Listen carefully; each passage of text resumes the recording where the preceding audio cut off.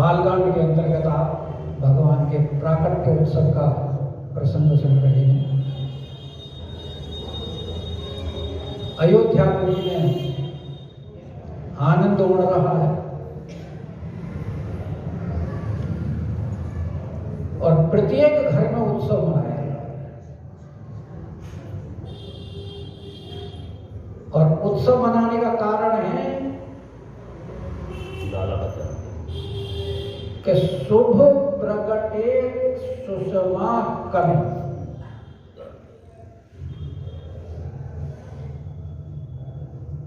भगवान का प्रकट होना शुभ होना।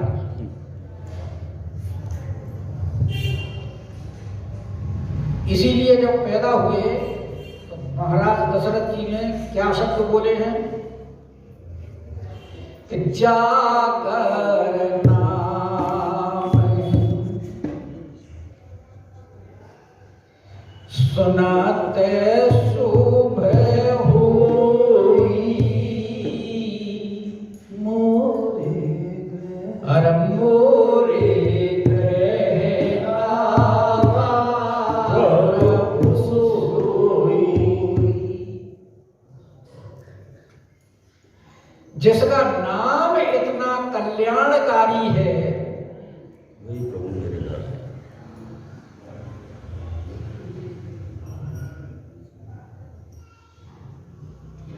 क्या उनके नाम लेने से ही कल्याण होता है?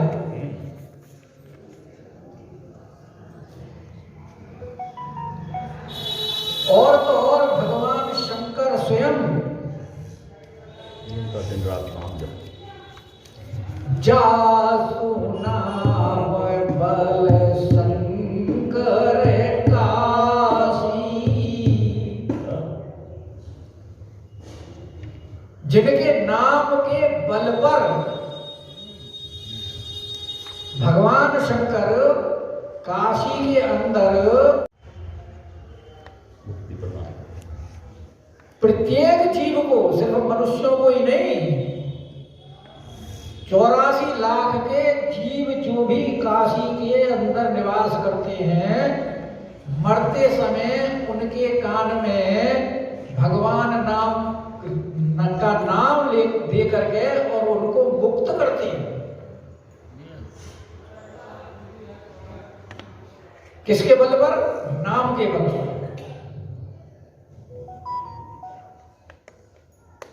इसीलिए तो पार्वती जी कहती है कि तुम अपनी राम राम दिन राती। एक क्षण का भी वहां व्यवधान नहीं है, विलंब नहीं है। भगवान शंकर के 24 घंटे राम नाम जपते। सादर जपहु अनंग आराधी। हम सब तो कामनाओं के वशीभूत नहीं ले पाते, लेकिन भगवान शंकर तो स्वयं काम के ही शत्रु हैं। अनंग अराती, अनंग माने कामदेव, जो समस्त कामनाओं का मूल है।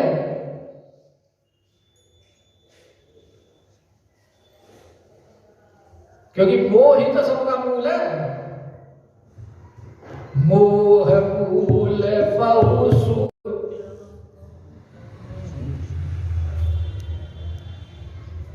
इसीलिए तो इसके त्यागने के लिए क्या है कि त्याग उत्तम अभिमान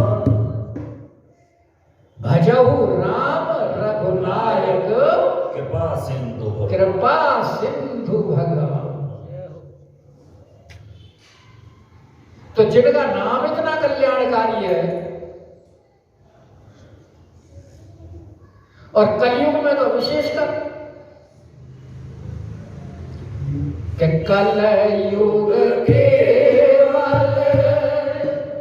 नाम आधार। सिर्फ यहां तो नाम का ही आधार है। सुमेरे सुमेरे नर उतरई पारा। और जिनका नाम इतना कल्याणकारी है तो वो स्वयं कितने कल्याणकारी होंगे। इनका नाम इतना कल्याणकारी। इसीलिए तो गोस्वामी बात कह रहे हैं कि गृह गृह बाज बधाओ। घर घर के अंदर मंगल में बधावा बज रहे हैं। हमने भी तो कल बधाई सुनाई थी थोड़ी सी, सुनाई थी। आज और हो जाए। अभी तो आज भी सुनाएंगे। अभी तो 8 ही सुनाए थे ना, अभी 35 है वो सुनाने के लिए आपको। नहीं 25 है ना, 7 सुनाई थी। सुना नहीं आप, अभी तो 18 बची है। कि गृह गृह बाज बधाओ। क्यों कि शुभ प्रगटे सुषमाकन। क्योंकि वो तो शोभा के मूल हैं। समस्त शोभा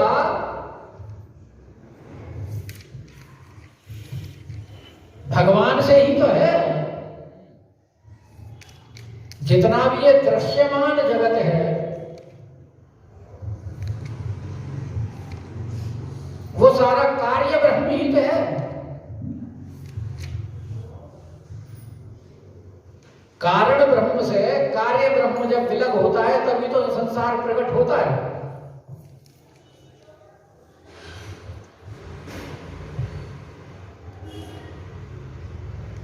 इसीलिए हर्षवंत सब चेते। जब शोभा के मूल वहां प्रकट हैं तो वहां सबके हृदय में अपार प्रसन्नता है, अपार खुशी है।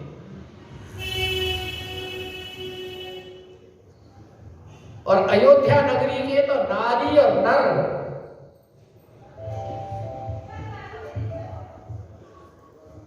झुंड के झुंड इकट्ठे होकर के आनंद उत्सव मना रहे हैं। टोलियां बनी हुई है जगह जगह। टोलियों में अपने अपने वाद्य यंत्र लेकर के और मंगल कर गा रहे हैं। बधाइयां सुनाई जा रही हैं। जैसे आप देखोगे अभी आज से होलाष्टक शुरू हो गए। होली का डांडा गढ़ गया और कल बरसाने में होली होगी, रंगीली होली जिसे बोलते हैं। तो आज रात को सारी रात वहां बरसाने में सैकड़ों जगह आपको मंडलियां बैठी हुई मिलेंगी। उत्सव की तैयारी करते। तैयारी नहीं, वहां गायन चलेंगे सारी रात। और पूरे भारतवर्ष के एक से एक बड़ा कलाकार वहां आता है अपने पूरे साथ समाज के साथ। और जगह जगह वहां मंडलियां बैठी होती हैं और लोग दर्शन करने के लिए कभी उस पंडाल में, कभी उस पंडाल में, कभी उस पंडाल में। मंदिर में ही होती है राधा रानी। नहीं, पूरे बरसाने क्षेत्र में ऊपर भी बैठते हैं, ऊपर भी बैठते हैं, लेकिन पूरे बरसाने में होता है। क्योंकि ऊपर कितने लोग आएंगे, ऊपर तो थोड़ी सी जगह थोड़ी सी है और आदमी पहुंचता है लाख। यानी 3 दिन पहले से वहां कई किलोमीटर तक रास्ता ब्लॉक कर दिया जाता है। सवारियां अंदर नहीं जाने दी जाती। बाहर पार्किंग में गाड़ी खड़ी करो और फिर जाओ। तो सारी रात जो आनंद होता है बरसाने का, 2 वर्ष में 2 बार आनंद देखने का भी होता है। एक तो ये नौमी को और एक राधाष्टमी के ऊपर। वहां भी छुट्टे के छुट्टे ऐसे आनंद। तो यहां भी के नगर नारी नर वृंद, वृंद का मतलब झुंड के झुंड समूह। और ये तो सब वहां आनंद हो ही रहा था, इतने में एक और खबर आ गई कि कई सुता सुमित्रा दो। केकई देश के राजा जो जिनकी पुत्री का नाम केकई है, और सुमित्रा के सुंदर सुत जन्म तले वही और वही चीज है। ओऊ का मतलब उनके, इन दोनों ने क्या हुआ, सुंदर सुत, इनके भी सुंदर सुत हुए हैं। तो वह सुख संपत्ति समय समाजा, तो उस समय जो सुख में वृद्धि हुई है, संपत्ति में जो वृद्धि हुई है, समय और समाज जो है उसका वर्णन नहीं किया जा सकता। क्यों? कि वर्णन करने में दो ही मुख्य माने गए। इसीलिए यहां संसार के जितने कवि हैं जब भी प्रारंभ करते हैं तो किसकी वंदना करते हैं? सरस्वती जी की कृपा की याचना। बच्चों को भी कहा जाता है भाई सरस्वती वंदना करके और अपनी पढ़ाई प्रारंभ किया करो ताकि सरस्वती माँ की कृपा हो। आजकल तो किसी को सरस्वती का मंत्र भी याद नहीं है, क्योंकि पढ़ाते ही नहीं। पर बाल संस्कार केंद्र में कराते हैं मंत्र सरस्वती। तो वो तो आप अब विशेष वो सरकार की तरफ से तो ऐसा कोई योगदान नहीं है, ये तो आपका विशेष प्रयास है जो करा रहे हो। तो जो हमारी बेसिक हैं उनको ही छोड़ते जा रहे हैं, भूलते जा रहे हैं।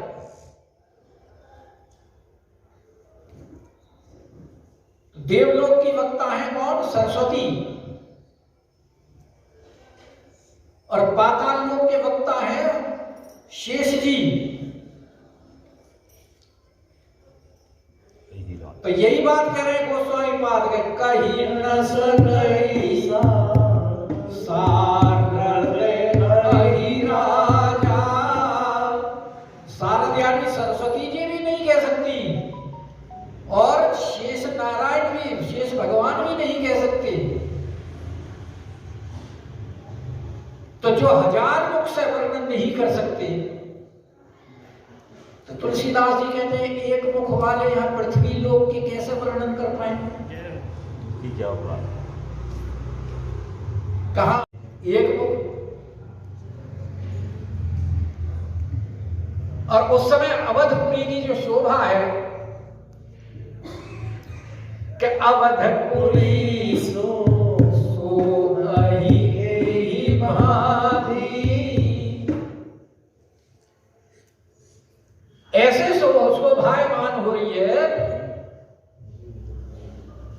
क्योंकि भगवान का अवतार दिन में हुआ है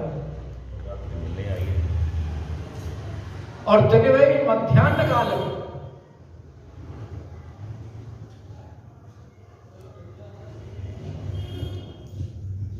लेकिन वहां जो लोगों ने धूप इत्यादि जो जला रखी हैं, अष्टगंध में सबसे पहले धूप ही अगर ही आता है। अगर जिसकी धूप ये अगरबत्तियां इत्यादि बनाई जाती हैं, तो वो कह रहे हैं कि वहां ऐसी छाया हुआ है अगरबत्ती इत्यादि का जो धुआं है, सुगंधित धुआं, कि ऐसा प्रतीत होता है कि प्रभु ही मिलने आई जरूराती, मानो रात्रि ही भगवान से मिलने के लिए आई हो। प्रतीत होता है, रात्रि आई नहीं। उपमा है। लेकिन कवियों ने इसके ऊपर अपने अपने भाव दिए, भक्तों ने। तो रात्रि का मतलब रात्रि के अभिमानी देवता है।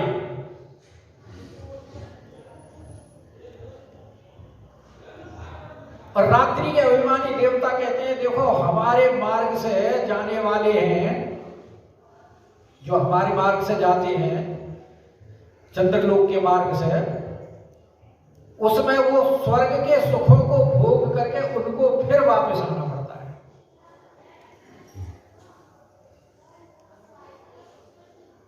इसलिए हमारे मार्ग से जाने के लिए जो अपना कल्याण चाहते हैं वो नहीं जाना चाहते। इसलिए वो हमारे भीष्म पितामह जी उत्तरायण का इंतजार करते रहे कि अभी दक्षिणायन है, हम नहीं जाएंगे। तो जो कि इसलिए हमारे मार्ग से नहीं जाना चाहते, तो बोले अब हम आपकी शरण है, हमारे ऊपर कृपा करो। भगवान बोले अच्छा ठीक है, हम अपने नाम के साथ में आपको लगा लेते हैं रामचंद्र। चंद्र की महत्ता हो।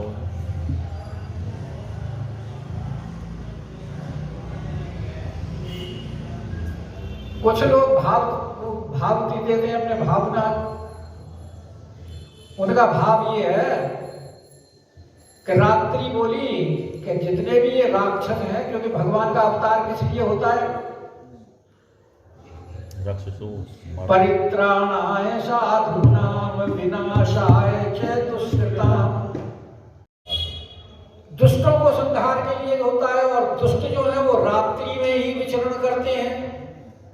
रात्रि उनके लिए सहायक होती है, रात्रि में उनका बल बढ़ जाता है, और इसीलिए उनका नाम भी है निशाचर।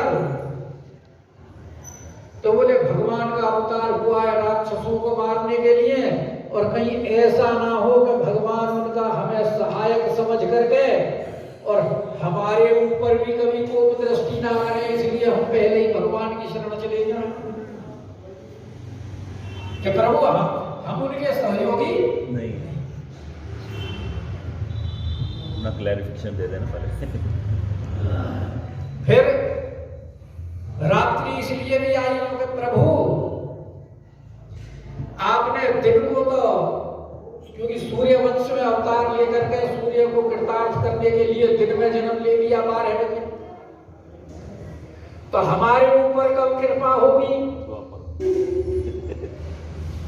भगवान बोले ठीक है, हम चंद्रवंश में अवतार लेंगे द्वापर में, और जब अब तो दोपहर को 12 बजे जन्म लिया, जब रात्रि को 12 बजे जन्म लेंगे पूरे 24 घंटे। और रात्रि को जन्म नहीं लेंगे, रात्रि को फिर हम उस अवतार में रास भी करेंगे।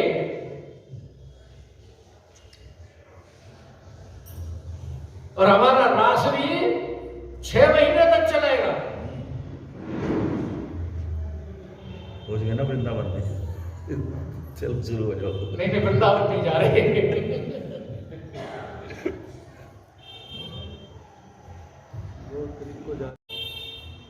तो बोले हाँ, और इस जन्म में भी हम तुम्हारे ऊपर जब कृपा करेंगे, जब विवाह होने के बाद में, और चारों वधुओं के साथ में आएंगे अयोध्या में, तो उस समय आप तो जब सोने चले जाओगे और माताएं चारों वधुओं को लेकर के जब सोएंगी, तो उस समय रात्रि का गोस्वामी ने 365 में वर्णन किया है। तो बालकांड वहां रात्रि की सराहना की गई है। तो यहाँ करेंगे प्रभु ही मिलन आई जनोरानी। तो रात्रि वैसे आई नहीं है, लेकिन ये भक्तों की और संतों की प्रतीति है, विश्वास है, कल्पना है कि देखी भानु जनो मन सकुचानी। गोस्वामी जी कह रहे हैं कि ठीक है आई तो सही रात्रि, लेकिन आ नहीं पाई, क्योंकि उस समय सूर्यदेव भी भी मौजूद है। वो आगे जाए तो आगे वो आए ना, वो आएगा से। और भाई जहां सूर्य है वहां रात्रि आ ही नहीं सकती।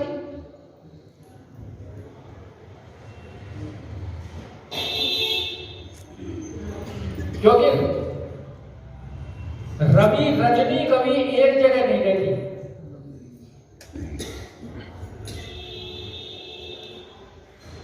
जहां सूर्य है वहां रात्रि नहीं है, और जहां रात्रि होगी वहां सूर्य नहीं होगा। तो जब सूर्य को देखा तो मन में संकुचित हुई, क्योंकि रात्रि जो है वो क्या कहलाती है? राका या निशा। और उनके पति कौन है? राकापति चंद्रमा या निशापति। तो उनके तो पति चंद्रमा है, और सूर्य कौन है उनके लिए? परपुरुष। तो परपुरुष के सामने जब जाया जाता है तो संकोच होता है। इसीलिए कहते देखी भानु जनु मन सकुचानी। तो वो आई तो थी प्रभु से मिलने के लिए, लेकिन मन में सकुचा गई। और जब सकुचा गई तो गई नहीं, दूर खड़ी रही। तो फिर कैसा अनुमान हो रहा है, कैसी प्रतीत हो रही है वो कि तदपिमणि संध्या अनुमान। तो जब दिन और रात मिलते हैं तो दोनों के मिलन पर संध्या क्या कहलाती है? संध्या। त्रिकाल संध्या होती है ना, एक तो सुबह, और एक शाम, एक मध्याह्न संध्या और एक शाम को। तो इस प्रकार अनुमान ऐसी प्रतीत हो रही है कि जैसे संध्या बनकर वहां गई रह रही है। और वो है किस कारण? कि अगर धूप बहु जनो अंधियारी। क्योंकि वहां अगर और धूप का इतना धुआं है कि वो अंधकार सा हो गया है हमारी तरह से। हवन वगैरह करते हो तो जो कितना वहां धुएं का वो हो जाता है। और वहां तो सारे नगर में इस प्रकार का हो रहा है। पहले कुम्हार जब अपना अवा लगाते थे तो हम देखा करते थे गांव में कि सारे गांव में धुआं ही धुआं हो जाता, पूरे गांव का। तो वो बर्तन पकाने के लिए लगाते थे। तो यहाँ तो बड़ा ही सुगंधित धुआं है, वो वैसा धुआं नहीं है, कड़वा धुआं होता, कड़वा धुआं होता था, ये कड़वा धुआं नहीं है। कि अगर धूप बहु, इतना धुआं है कि जनु अंधियारी, संध्या का अंधकार सा लगता है। और उड़ई अबीर बनहु अरुणारी। तो जब रात्रि होती है, संध्या होती है, तो सूर्य की लालिमा सी भी होती है आकाश में। तो लालिमा क्या चीज है? उस समय जो अयोध्या के जो बड़े ऊंचे ऊंचे महल हैं, अटारियां हैं, मंदिर हैं, उन मंदिरों में जो रहने वाले हैं वो ऊपर से अबीर गुलाल की वर्षा कर रहे हैं। तो इधर से तो धुआं उड़ रहा है ऊपर से, अगर धूप का, उधर से उड़ा तो गुलाल की जो अबीर की जो लालिमा है वो संध्या की लालिमा प्रतीत होती है। और अंधेरा जो है वो धुएं का अंधेरा सा प्रतीत होता है। तो कितना सुंदर यहाँ रूपक बांधा है गोस्वामी जी ने कि अगर धूप जनु अंधियारी उड़ई अबीर बनहु अरुणारी। मंदिर मणि समूह जनु तारा द्रव्य कलश सो हिंदू उदारा। तो संध्या के बाद में फिर थोड़े तारे भी दिखाई देने लगते हैं। तो जो बड़े बड़े महल हैं ऊंचे ऊंचे और जो मंदिर हैं बड़े बड़े, उन मंदिरों में जो मणि इत्यादि लगी हुई हैं, क्योंकि महाराज दशरथ जी वैभव है।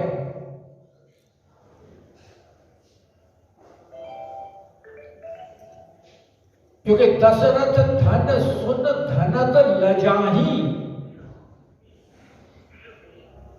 स्वयं कुबेर भी महाराज दशरथ के धन को देख करके लज्जित होते थे कि इतना वैभव, हम तो बेकार में ही धनाधिपति कहलाते हैं। तो वहां उनमें इतने मणि माणिक्य लगे हुए थे कि वो उस अंधेरे धुएं के अंधेरे में तारे जैसे प्रतीत होते।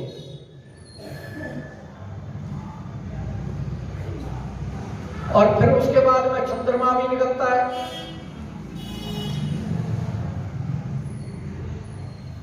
तो महाराज दशरथ का जो सबसे बड़ा ऊंचा महल था, उस महल के ऊपर जो मणि लगी हुई थी, जो कलश था महल का सबसे ऊंचा, उस कलश, और वो काफी बड़ा था, तो क्योंकि कलश जो होता है वो बड़ा है तो पूर्ण चंद्रमा का प्रतीत होता है। जबकि जन्म भगवान का कौन से दिन हुआ है? नवमी के दिन। तो नवमी को तो चंद्रमा पूर्ण निकलता नहीं, पूर्णिमा को ही निकलता है। तो इसलिए जो महाराज दशरथ का जो मंदिर है, उसका जो कलश है, उसकी उपमा देते हुए कहते हैं कि नृपग्रह कलश इंदुदारा। तो उसको चंद्रमा के साथ में तुलना करते हुए कहते हैं कि उदार चंद्रमा, क्योंकि नवमी को तो वो संकुचित होता है और पूर्णिमा को पूर्ण होता है, और उदार का तात्पर्य होता है कि जो सर्वस्व अपना सब कुछ सबको दे, उसे उदार बोलते हैं। तो है वो चंद्रमा का प्रतीत होता हुआ और सबको यानी प्रसन्नता व्यक्त करा, जैसे चांद की रात में सब प्रसन्न होते हैं। तो भवन वेद दुनियति मृदुवानी, अब जगह जगह ब्राह्मणों का वेद उच्चारण हो रहा है। तो वेदों का उच्चारण कैसा प्रतीत होता है? क्योंकि ब्राह्मण लोग जो बटुके हैं, विद्यार्थी हैं, वो बड़ी मधुर आवाज में धीरे धीरे वेदों का उच्चारण कर रहे हैं। वैसे वेदों के इनके उच्चारण के बारे में ये किष्किंधा में भी आता है, लेकिन वहां वो मधुर आवाज में नहीं है उच्चारण उसका। जब प्रकृति का वर्णन किया है वहां वर्षा ऋतु का तुलसीदास जी ने, तो वहां लिखा है कि धा धा दुर धुनी चाहूं दिशा सुहाई। मेंढक बोल रहे हैं,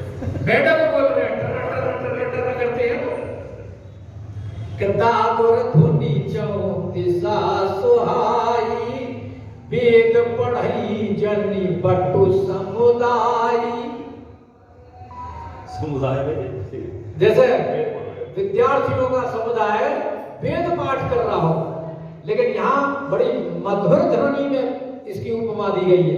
और किसके साथ इसका संबंध जोड़ा गया है कि जनु खग मुखर समय जनुसानी, कि मानो समयानुकूल, यानी जैसे पक्षी शाम को जब संध्या हो जाती है तो पक्षियों ने संध्या हो गई, जो कलरव करते, और संध्या के समय जब अपने अपने नीड़ में घोंसलों में जाते हैं तो उस समय प्रसन्नता व्यक्ति हुए, जो उनकी चहचहाट, वो चहचहाट समझ में नहीं आती लेकिन सुंदर प्रतीत होती है।